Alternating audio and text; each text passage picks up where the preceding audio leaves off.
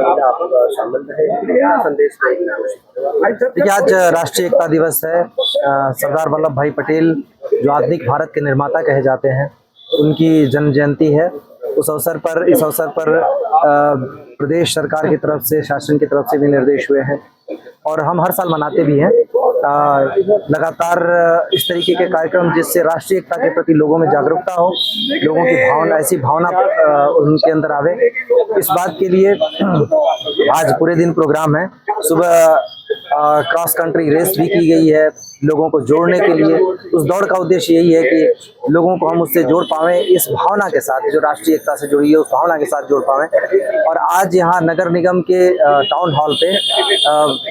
सरदार वल्लभ भाई पटेल की प्रतिमा का अनावरण किया गया है। यहाँ पहले छोटी सी एक प्रतिमा थी, एक बड़ी सी प्रतिमा यहाँ पर स्थापित की गई है। इसका उद्देश्य ये है कि जब भी सरदार पटेल की इस प्रतिमा को देखें, हम इस भाव को, खासतौर से आज जिसकी ज्यादा जरूरत है, इस भाव को याद रखें कि देश सबसे पहले है, राष्ट्र सबसे पहले है। बड़ी मुश्किलों से हमारे पुरखों ने और खासतौर से सरदार वल्लभ भाई पटेल का जो योगदान रहा कि बड़ी छोटी बड़ी सभी रियासतों को मर्ज करा के उन्होंने आज जो देश का नक्शा हम देखते हैं, उस नक्शे को तैयार किया, आज के भारत को तैयार करवाने में बहुत बड़ी मदद की। उन सभी लोगों को जिन्होंने इस देश को आज़ाद कराने के साथ साथ देश के निर्माण में योगदान किया, उन सभी को हम याद रखें। राष्ट्रीय एकता दिवस इस बात के लिए है कि हम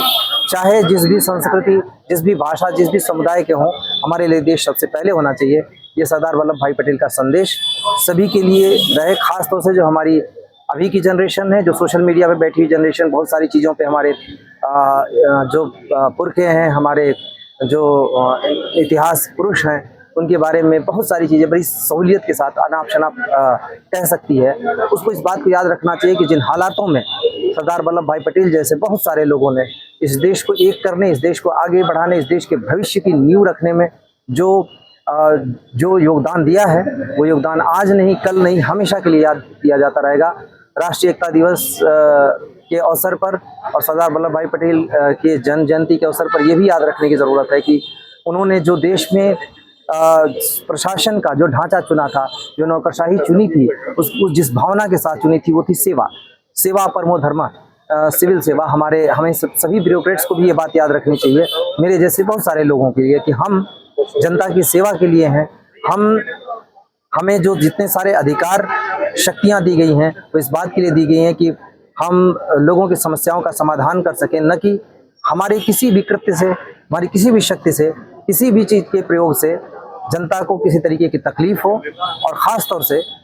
सभी कुछ एक कायदे से, एक नियम कानून के अंतर्गत चल सकें। जो देश की नीति नियंता हैं, जो नीतियों को बनाते हैं, उसको उसी भावना के साथ लागू कर सकें और हम सरकार के सच्चे संदेशवाहक बने, लोगों तक उस बात को पहुंचाएं, लोगों की बात सरकार तक पहुंचाएं। ये आज हमारे लिए भी एक बड़ा दिन है। मैं आज इस अवसर पर सभी को शुभकामनाएं देता हूं और ख़ास तौर से नगर आयुक्त को, नगर निगम की पूरी टीम को, मेयर साहब को, जिन्होंने मुरादाबाद की शक्ल सूरत बदलने के साथ साथ एक राष्ट्रीय एकता का संदेश देने का भी कार्य किया है। मैं उन सभी लोगों को बधाई और शुभकामनाएं। मैं धन्यवाद देते हुए बस अपनी बात एक ही लाइन में खत्म करूंगा कि जब हम लोग ट्रेनिंग में थे तो केवड़िया ग्राम में एक हफ्ते का मॉड्यूल माननीय प्रधानमंत्री जी ने अब IAS की ट्रेनिंग में अनिवार्य किया है, जहां पर स्टैच्यू ऑफ यूनिटी बनाई गई है। और हम लोगों का बैच 2017 बैच पहला बैच था जहां पर इस अनिवार्यता को लागू किया गया था। और वहां पर ट्रेनिंग के दौरान हमें सभी माननीय जो देश के ख्याति लब्ध लोग हैं उनका सानिध्य मिला। और आखिरी दिन माननीय प्रधानमंत्री जी हर साल वहां जाते हैं और IAS अधिकारियों को संबोधित करते हैं। उस संबोधन में उन्होंने एक ही चीज़ हमसे मांगी थी कि आप लोग वो बैच हैं जहां से सरदार पटेल जी के सपनों को भारत के कोने कोने में पहुंचाने का काम शुरू किया जा रहा है, और आप जहां जहां पोस्टिंग पर जाएं, कम से कम और कुछ ना कर सकें तो सरदार पटेल की एक मूर्ति जरूर लगाएं। और मैं बड़े विनम्रता से सर, कमिश्नर सर को, अपने माननीय मुख्य अतिथि को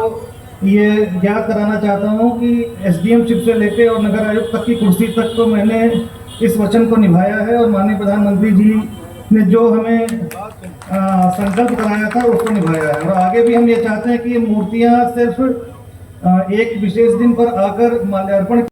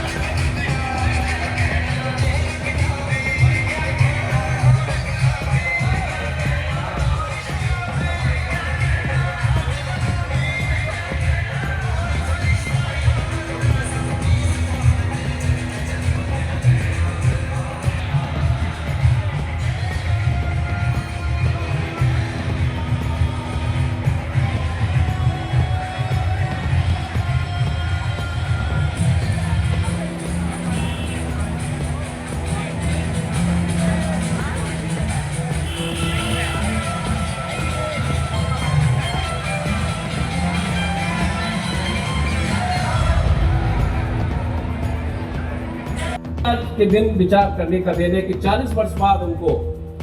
भारत रत्न दिया गया, तो क्यों दिया गया। और सरदार की जो उपाधि थी, वो सरदार की उपाधि कोई उन्होंने स्वयं नहीं स्वीकार की, कोई उनके जिस कुल गोत्र में उनका जन्म हुआ, जिस परिवार में जन्म हुआ, उस परिवार की उपाधि सरदार नहीं थी। सरदार की उपाधि उनको जब मिली जब उन्होंने किसानों के लिए आंदोलन में भागीदारी की, किसानों के आंदोलन का नेतृत्व किया, चाहे वो खेड़ा का, गुजरात में खेड़ा जगह पे किसानों का आंदोलन हो या बारडोली का किसान आंदोलन हो। तो बारडोली के किसान आंदोलन हो और खेड़ा का किसान आंदोलन हो, जब उन आंदोलनों में उन्होंने बढ़ चढ़ के भागीदारी ली,